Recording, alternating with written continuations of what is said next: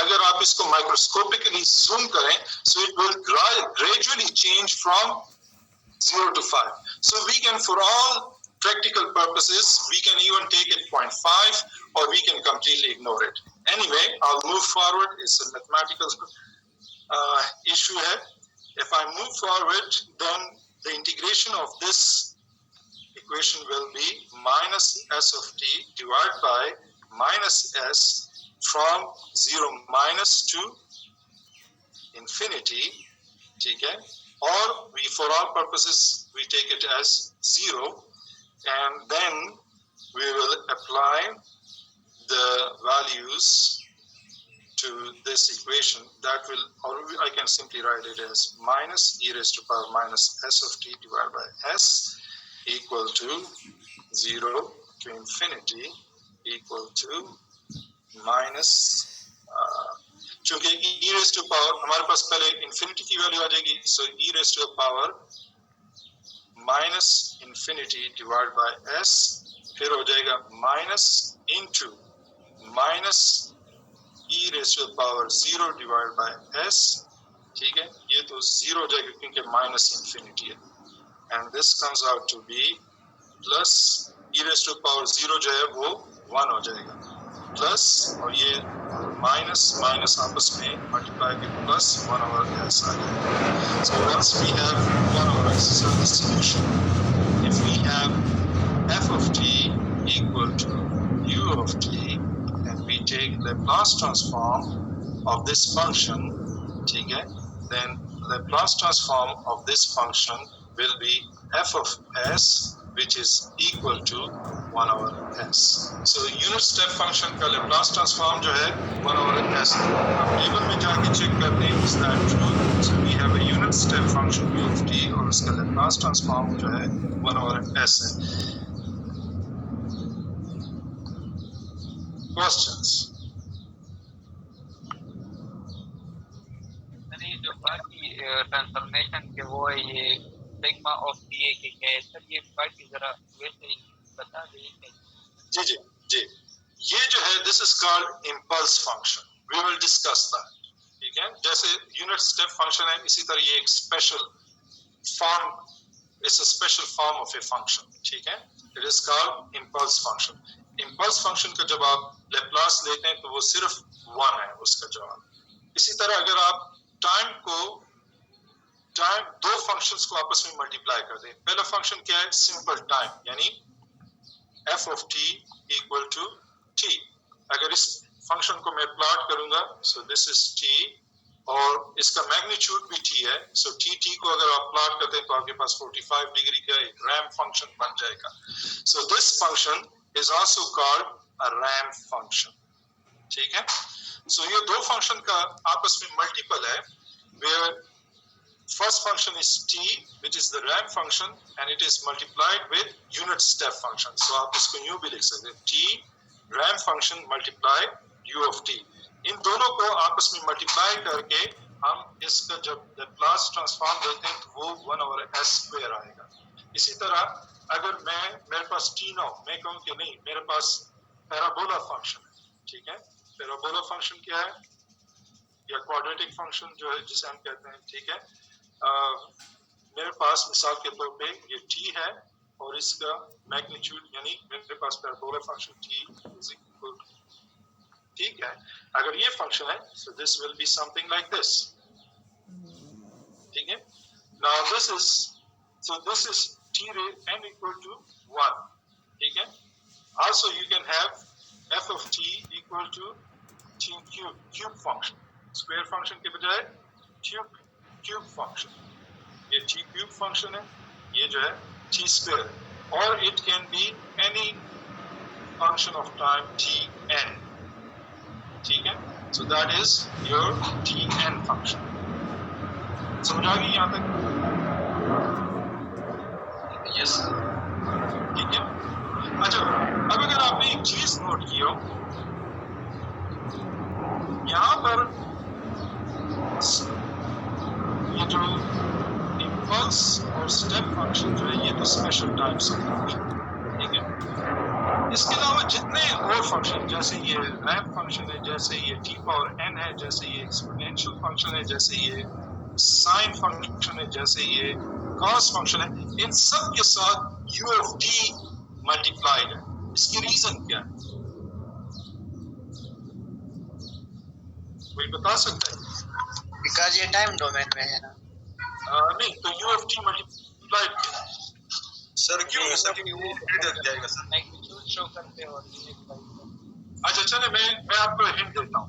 इसका जवाब यहाँ पर है। इस इक्वेशन आपको नजर आ रही है जो इंसर्कल हुई है। सोचिए सर ये इन्फिनिटी तक जा रहा है। हाँ, इन्फिनिटी की तरफ जा रहे हैं, लेकिन उससे पहले एक और बात है। देखिए मैंने जो हमारे पास यूनिट फंक्शन है वो यूनिट फंक्शन है सर। हाँ -0 जो सर हमने वो किया है सर, हाँ लिमिट्स हमने वो किया है सर। हाँ यूनिट के फंक्शन की तरफ हमारा हो जाता है सर। अच्छा चलिए, लेट मी मैं आपको कुछ पॉइंट हिंट्स देता हूँ, फिर आप मुझे बताएं, ठीक है? हिंट ये सर, हिंट ये, सोच के बताएं।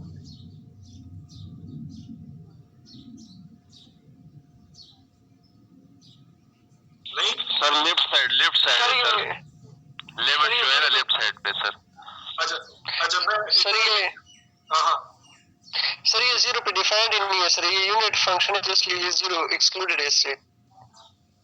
Very close. लुकमान है ना आपका नाम? Yes sir. Luqman, close. Let me make it clear to you. मैं आपके लिए एक चीज डाल करता हूँ, फिर मैं आपसे दोबारा ये क्वेश्चन पूछूंगा, ना सी कि कौन सी जवाब देना है। देखिए ये हमारे पास साइन फंक्शन है, कंटिन्यूस है।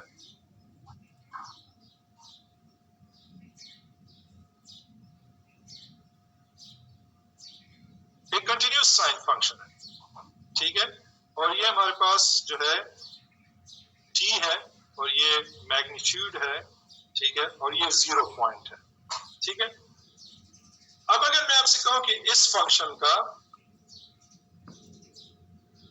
f of t is equal to 3 sin omega t, ठीक है? मैं आपसे कहता हूं कि इस फंक्शन का लैप्लास ट्रांसफॉर्म मालूम करके दें।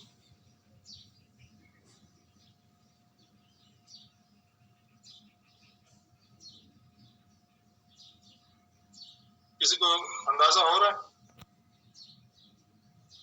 या और हिंट्स भी दूं? अच्छा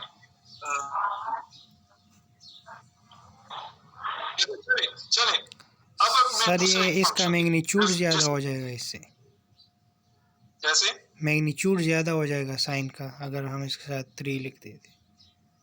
नहीं 3 के साथ इसका ताल्लुक नहीं है। इसका ताल्लुक, चलो मैं एक दूसरा फंक्शन लिखता हूँ। f of t is equal to 3 sin omega t multiply u of t। अब इस फंक्शन को मैं आपके लिए प्लॉट करता हूँ।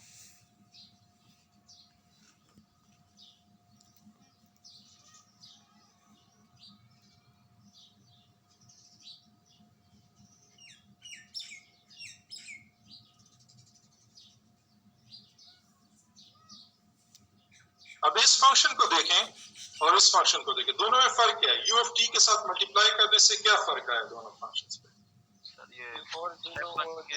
सर ये 1 से स्टार्ट हो रहा है सर, ये दूसरा फंक्शन जो है सर 0 से मतलब एग्जैक्टली स्टार्ट हो रहा है सर। सर हम इसमें टाइम लेस देन 0 को कंसीडर नहीं करें सर। हाँ, और आपके लैप्लास ट्रांसफॉर्मेशन का इंटीग्रल देखिए, वो इंटीग्रल कहाँ से स्टार्ट हो रहा है?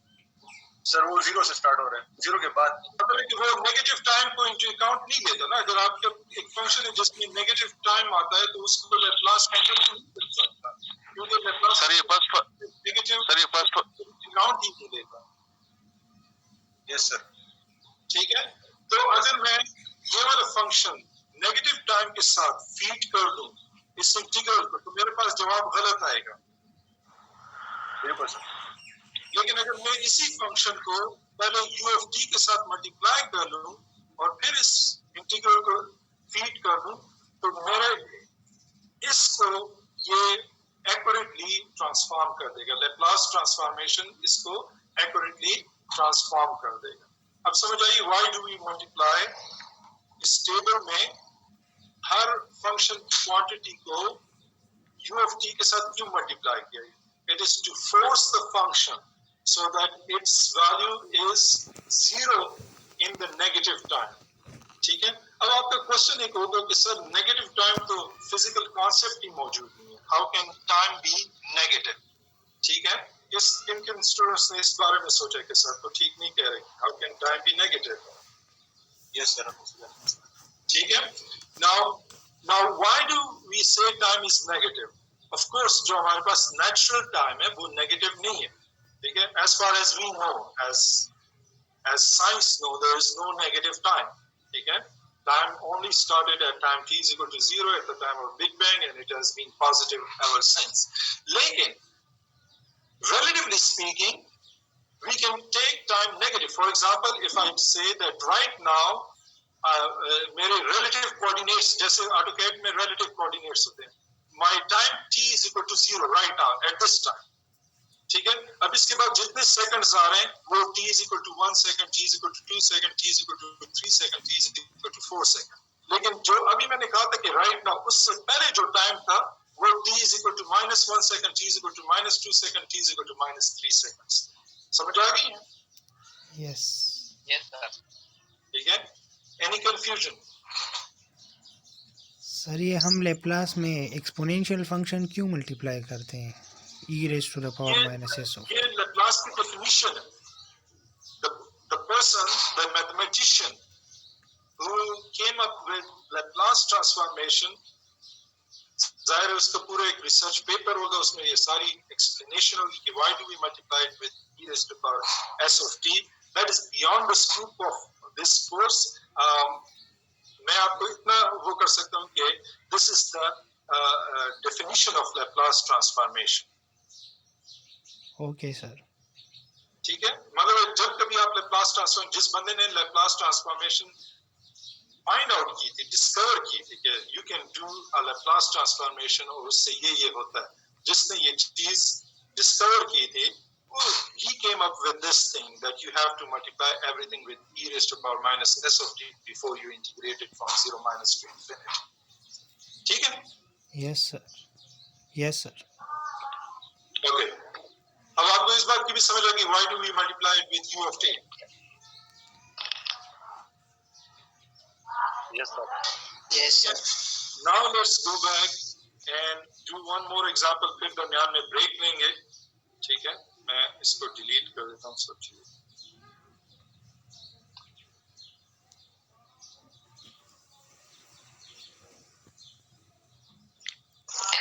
सर ये नेगेटिव टाइम का कोई प्रैक्टिकल लाइफ में कोई एग्जांपल है आप? किस चीज का नेगेटिव टाइम का? सर नेगेटिव टाइम जो है सर 0 से लेस, तो उसका कोई प्रैक्टिकल लाइफ में कोई एग्जांपल है?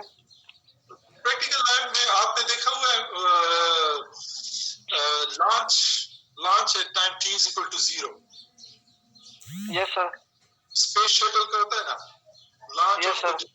at time t minus 10, t minus 9, t minus 7, t ये सर minus काउंट डाउन होता है सर। countdowns होता है, और then lift off of the space shuttle Discovery at t is equal to 0। Yes sir बिल्कुल। ठीक है। तो ये जो हम नेगेटिव टाइम की बात करते हैं ना, ये बेसिकली हमारी रेफरेंसिंग होती है। हम कहते हैं कि लेट्स अज्यूम कि अभी जो प्रेजेंट है आज का इस लम्हे का जो प्रेजेंट है, let's assume that to be equal to 0, t is equal to 0। ठीक यस है। सर।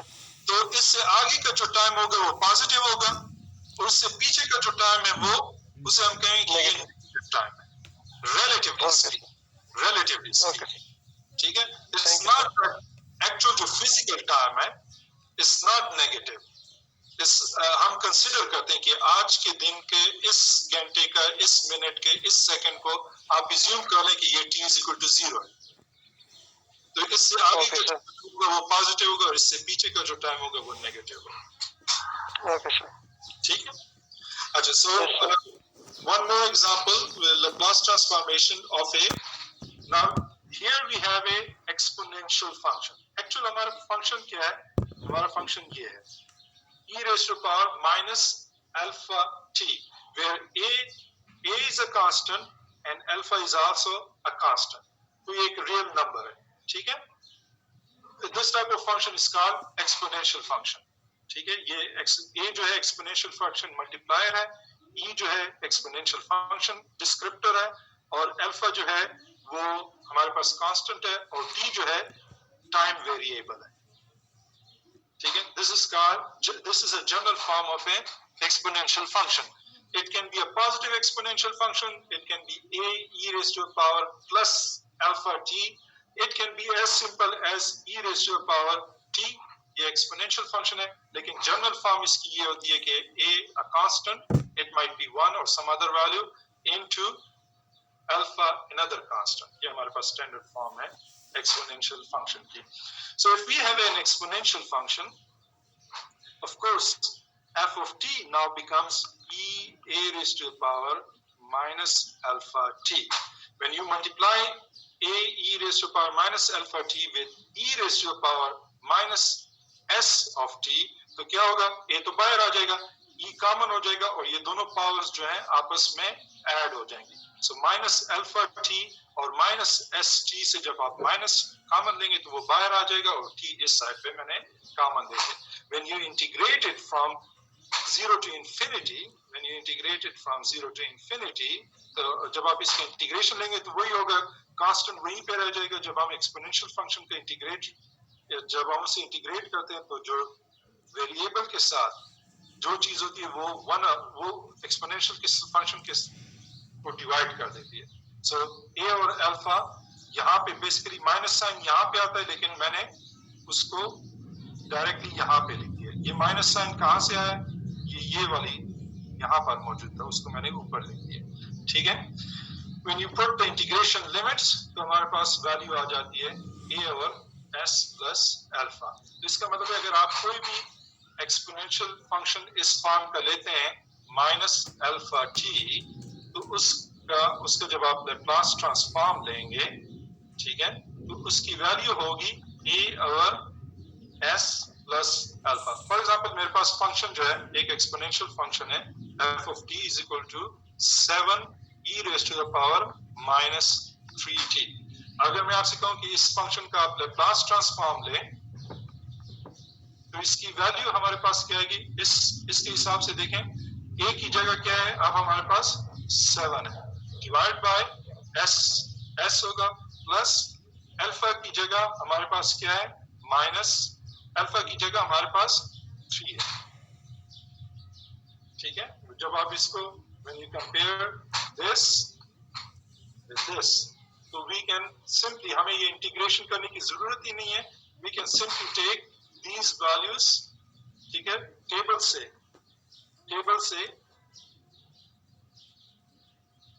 ठीक है, e raised to power, इस केस में देखें a की वैल्यू यहाँ पर a मेंशन नहीं है, so a is equal to 1. So 1, this is basically a 1 divided by s plus alpha or a. ठीक है, यहाँ तक क्लियर है? Any question? No sir. अच्छा, लास्ट एग्जाम्पल और उसके बाद जो है अच्छा, ये आइलर फॉर्मूला आप लोगों को याद है?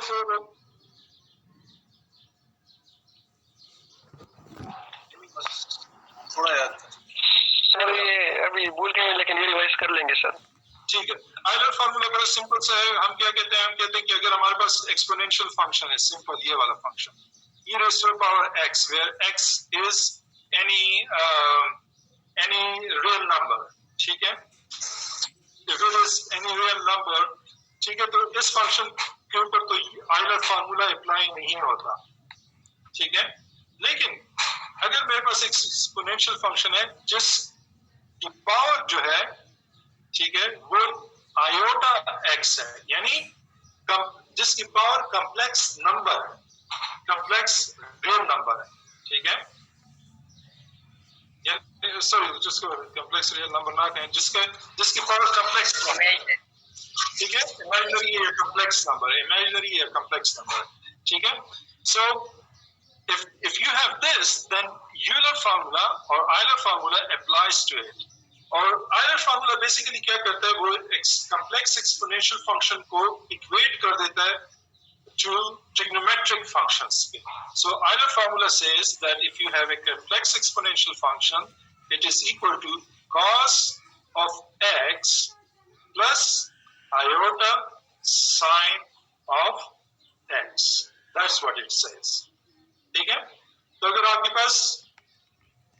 पास एक complex exponential function है और आप for some reason आप उसको trigonometric function में convert करना चाहते हैं, so what you would do is use Euler formula, because Euler formula tells us that exponential function can be expanded, complex exponential function can be expanded into sum of cos and sine trigonometric functions.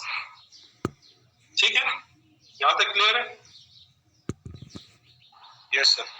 Now, why are we discussing Euler formula that converts complex exponential function into trigonometric function? Why are we discussing this right now? अभी इस topic में उसका integral लेना आसान होगा. Good. और क्यों लेना आसान होगा? क्योंकि ये जो फंक्शन है, साइन फंक्शन है और ये कॉस फंक्शन है, इसको आप इस इंटीग्रल में यूज नहीं कर सकते. At least I don't know other way, unless you convert. यानी इस इंटीग्रल में आप साइन और कॉस फंक्शन यूज नहीं कर सकेंगे unless you convert the sine and cos function into equivalent exponential function. So using, for example, हम ये वाला फार्मूला डिराइव करेंगे, फार्मूला 7. ठीक है? cos omega t into u of t is equal to s over s square plus omega square. ये table हमें ये बताता है कि अगर आप इसका लैप्लास ट्रांसफॉर्म ले लें, ठीक है, तो आपके पास ये वैल्यू, इस फंक्शन का लैप्लास ट्रांसफॉर्म ये आएगा. ठीक है? अब हमने प्रूफ करना है. प्रूफ करने के लिए क्या करना है? हमने वही लैप्लास इंटीग्रल यूज करना है. अब यहाँ पर अगर आप देखें कि हमने सी साइन ओमेगा टी किया हुआ है. सॉरी, फार्मूला 7 नहीं है, फार्मूला 6 है. ठीक है? कि sine omega T into U of T is equal to omega divide by S square plus omega square. हमने ये प्रूफ करना है. So how do we proof?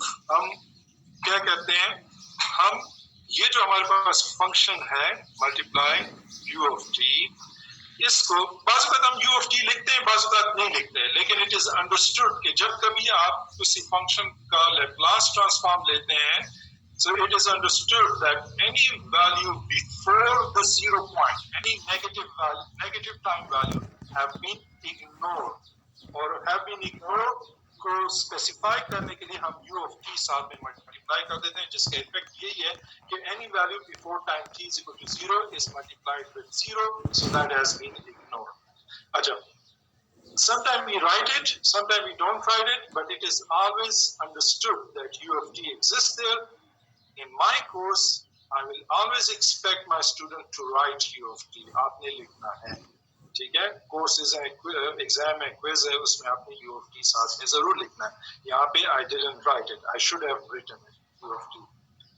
Anyway, so if you see, हमने अगर मैं देखिए यहाँ पर अगर मैं cos और sin को आपस में साइन और एक्सपोनेंशियल फंक्शन को आपस में मल्टीप्लाई करके उसका इंटीग्रल लेने की कोशिश करूं, that will get me into difficult situation. ठीक है? रादर मैं क्या करता हूं, using Euler formula I can convert my sine x equal to sin x is equal to e raised to the power iota x minus e raised to the exponential function e raised to the power minus iota x divided by 2 iota. So I've converted my sine function into exponential function.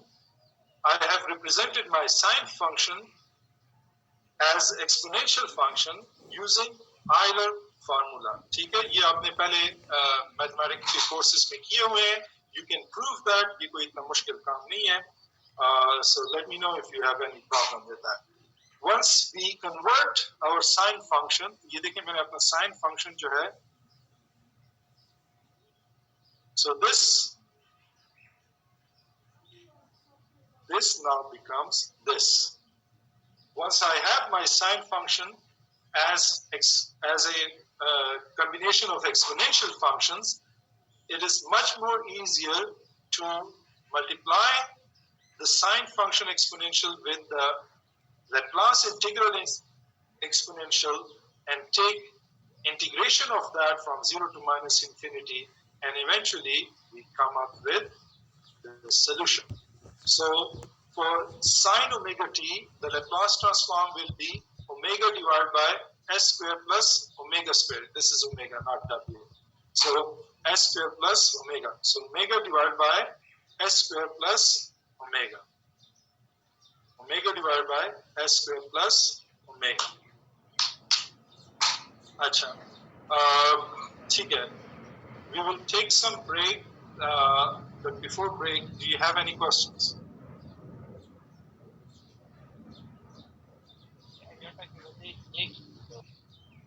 Sorry, मैंने नहीं सुना.